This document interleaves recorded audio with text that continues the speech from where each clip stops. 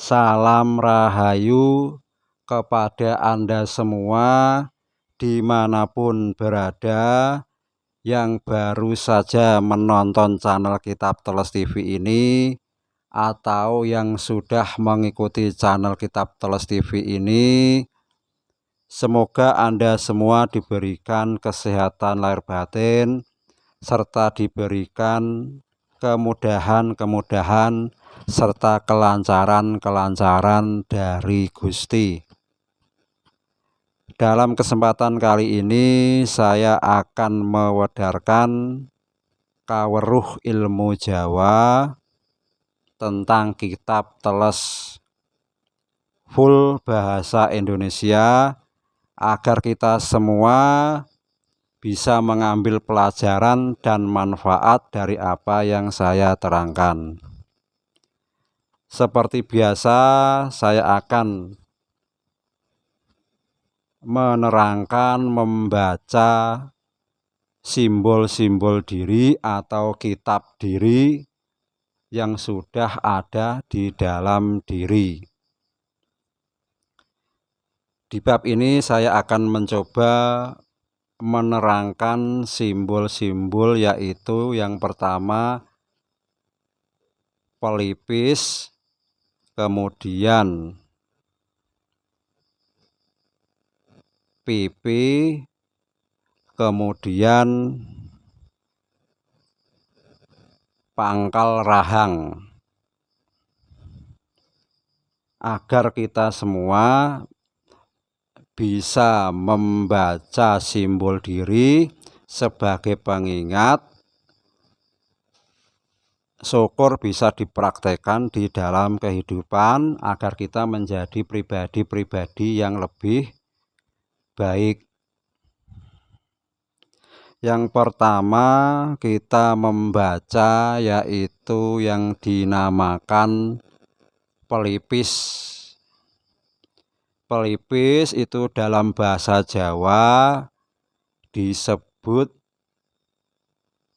pilingan. Nah, pilingan ini mengandung makna yaitu pilingan, pusate pengilingan. Saya ulangi lagi, pilingan mengandung makna pusate pengilingan. Bila diartikan ke dalam bahasa Indonesia, itu mengandung arti pusatnya daya ingat. Jadi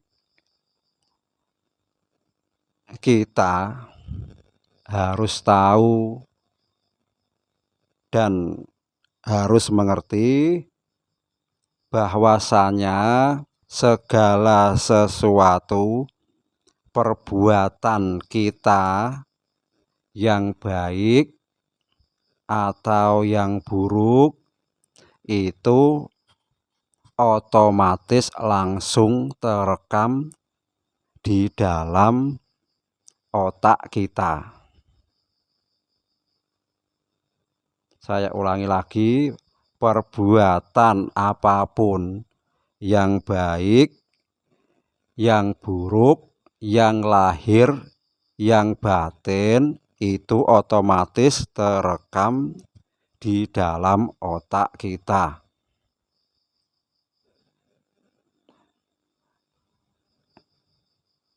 Atau tersimpan langsung di memori otak kita. Maka diri kita aslinya langsung mencatat otomatis atau merekam otomatis. Maka kita perlu sekali berhati-hati dalam setiap tingkah laku di dalam kehidupan di alam dunia ini. Karena apa? Yaitu langsung dicatat otomatis, dan itu pun tidak bisa terhapus. Seumpama kita berbuat kejahatan terekam di dalam memori otak kita, maka itu tidak bisa terhapus,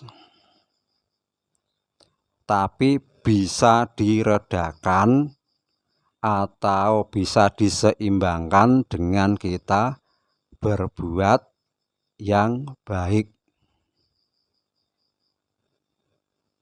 Maka di dalam istilah keagamaan itu disimbolisikan, yaitu dicatat oleh malaikat. Tapi di dalam khasanah Jawa itu otomatis langsung terekam atau tercatat di otak kita. Memang yang kita alami ya seperti itu. Kita bisa mengingat perbuatan kita yang baik ataupun yang buruk. Bisa kita munculkan, bisa kita ibaratkan sembunyikan. Tapi ingatan itu akan terus kita ingat. Tapi apabila kita berbuat kejahatan, maka bisa kita seimbangkan dengan perbuatan yang baik agar pikiran dan hati ini lebih merasa tenang dan damai. Tapi tidak bisa dihapus selama kita masih waras. Maka perlunya kita berhati-hati. Maka kita perlu lagi membaca, yaitu simbol dari PP. PP itu bisa kita lihat, yaitu ada kanan, ada kiri. Nggak mungkin PP itu kanan saja atau kiri saja, maka kita tidak punya muka. Maka PP ini diartikan atau dimaknai yaitu PP, pinggir pisan. Saya ulangi, PP maknanya pinggir pisan, atau bila diartikan ke dalam bahasa Indonesia bermakna pinggir sekali atau bagian paling pinggir. Apa maknanya? Yaitu di dalam kita menjalani kehidupan ini, kita harus bisa membedakan baik dan buruk. Itu sudah saya terangkan, yaitu tentang makna dari moto atau mata, yaitu moco tondo atau membaca tanda. Maka di dalam kehidupan ini kita harus bisa membedakan baik dan buruk. Maka apabila segala sesuatu itu buruk atau kita anggap kurang baik pada diri kita, maka kita harus bisa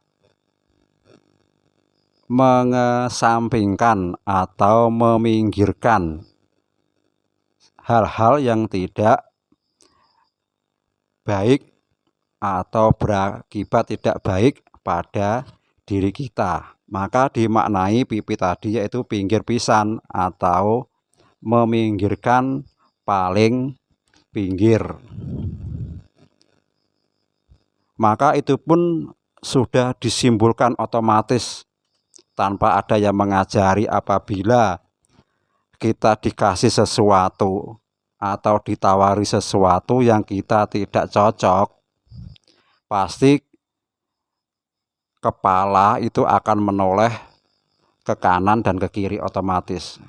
Misal kita dikasih sesuatu yang kita tidak senang, maka pasti kita akan menggelengkan kepala, menoleh ke kanan, menoleh ke kiri, berarti mengkasih isyarat bahwa kita tidak mau.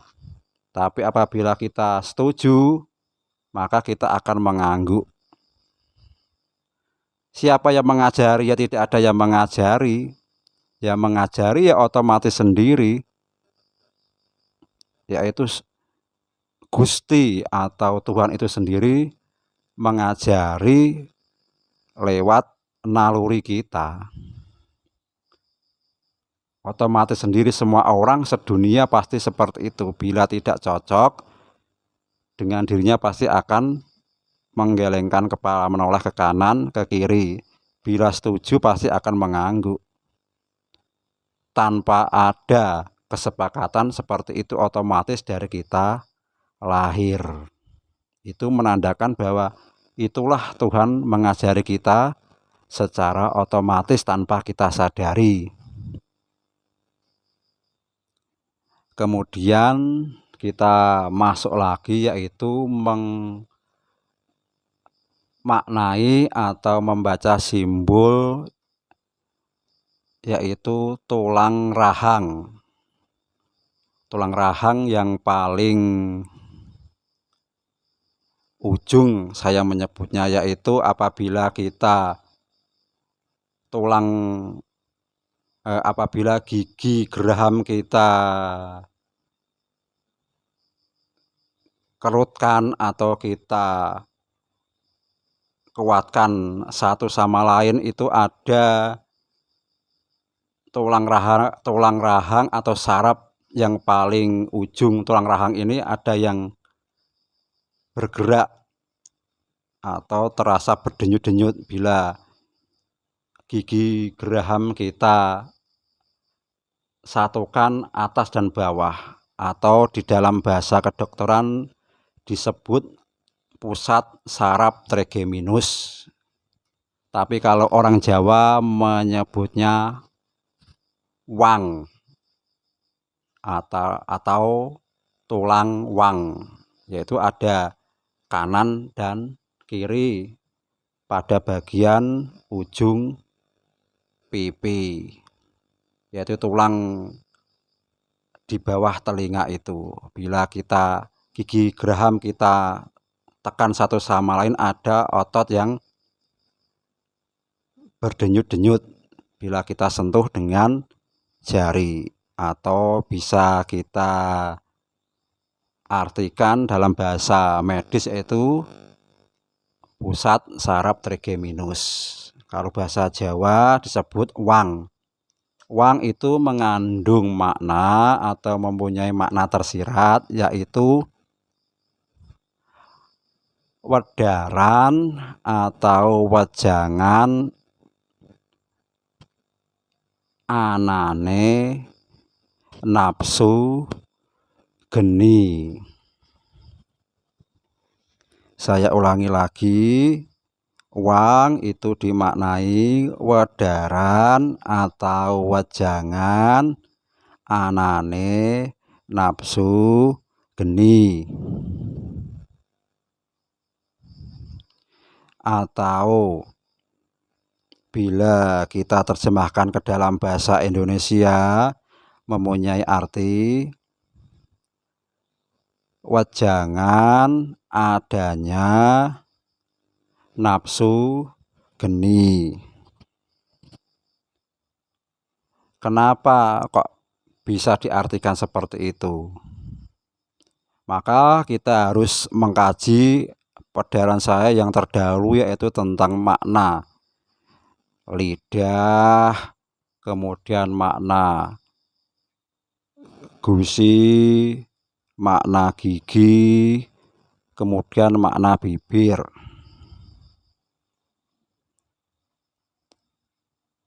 Nah, ini ada sangkut pautnya, tapi ini saya ambil yang makna dari lidah atau ilat. Apa makna ilat? Sudah saya terangkan, yaitu isine landhepe ati atau isinya tajamnya hati. Maka apabila hati kita panas atau tersulut nafsu api atau geni, maka apa yang keluar dari lidah ini akan bisa tajam hingga menusuk hati orang lain, hingga menyebabkan apa tadi? Permusuhan, pertengkaran, hingga pembunuhan. Maka disimbolkan uang tadi, wejangan anane nafsu geni atau wejangan adanya nafsu api. Karena apa? Ketika hati panas kan simbol dari api, maka ketika hati panas masuk ke pikiran, kemudian terucap oleh lidah, maka yang keluar pasti akan menyakiti atau menusuk hati orang lain. Maka kita sudah diingatkan, yaitu makna uang, wedaran adanya nafsu api tadi. Dan kita pun harus bisa memilah dan memilih makna pipi tadi, pinggir pisan atau meminggirkan sama sekali, yaitu kita harus bisa memilih mana yang baik, mana yang buruk, mana yang kata yang akan saya keluarkan atau suara yang akan keluar, harus kita bisa mengetahui ini berakibat baik atau buruk. Pokoknya kita harus bisa meminggirkan atau menyampingkan sesuatu hal-hal yang tidak baik. Itulah makna pipi.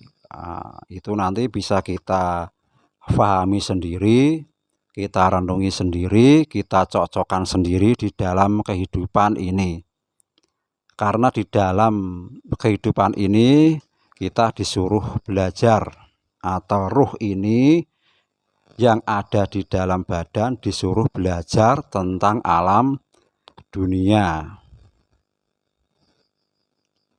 Maka sudah saya terangkan makna dari moto atau mata membaca tanda. Itu hakikatnya ruh itu disuruh belajar di alam dunia ini agar memperoleh pelajaran-pelajaran yang berguna di dalam kehidupan ini, dan bisa kembali dengan mengenal asal muasalnya atau Tuhannya. Maka apabila wedaran ini cocok di hati, maka bisa kita pakai di dalam kehidupan. Apabila tidak cocok di dalam hati, maka boleh dikesampingkan, karena ilmunya harus kita pahami, teliti, telaah benar tidaknya apa yang saya terangkan. Karena ini ilmu kenyataan, ilmu yang kita alami, setiap manusia mengalami. Jadi saya tidak membaca kitab-kitab yang sudah tertulis dan banyak ditafsirkan, tapi membaca kitab diri atau membaca simbol diri yang setiap manusia pasti mengalami hal-hal tersebut. Bagi yang waras, bagi yang bisa mengerti, maka disebut Jawa.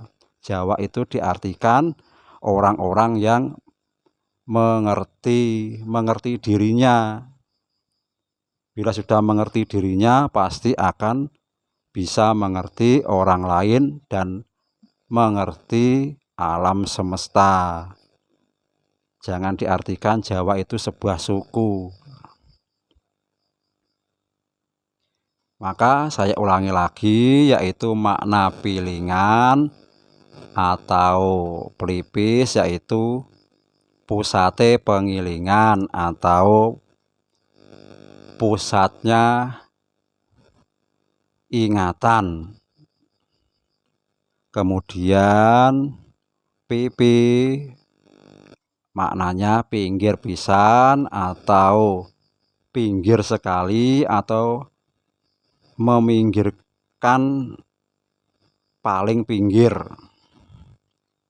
Kemudian wang atau tadi pangkal rahang atau di dalam bahasa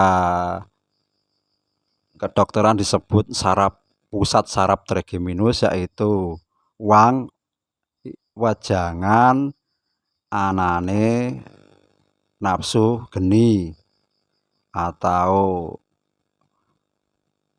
wedaran atau wejangan adanya nafsu geni.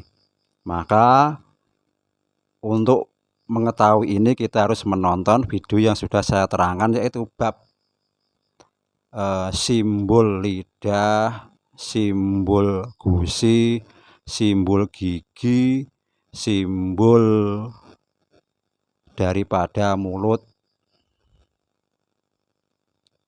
Maka kita akan mengerti pembahasannya dari tahap demi tahap untuk membaca ayat diri. Maka saya sebagai manusia biasa tentu ada salah tutur kata yang mungkin tidak berkenan di hati. Saya mohon maaf sebesar-besarnya. Semoga Anda semua yang menyaksikan channel Kitab Teles TV ini memberikan maaf yang sebesar-besarnya.